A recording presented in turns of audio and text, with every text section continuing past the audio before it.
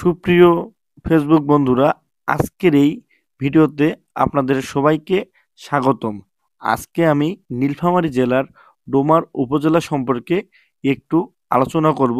আশা করছি আমাদের এই ভিডিওটি আপনাদের ভালো লাগবে। ডোমার উপজেলা নীলফামারী জেলার একটি উপজেলা। ডোমার বাংলাদেশের রংপুর বিভাগের নীলফামারী জেলার অন্তর্গত একটি উপজেলা। এই উপজেলা 10টি ইউনিয়ন ও একটি পৌরসভা নিয়ে গঠিত।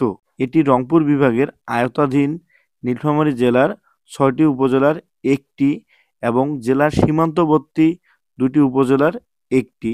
এর উত্তরে ভারতের পশ্চিমবঙ্গের কোচবিহার জেলা, দক্ষিণে নীলফামারী সদর উপজেলা, পূর্বে ডিমলা ও জলঢাকা উপজেলা এবং পশ্চিমে দেবীগঞ্জ উপজেলা।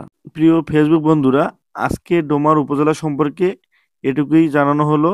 এরপরে বিস্তারিত ডোমার উপজেলা সম্পর্কে জানানো হবে।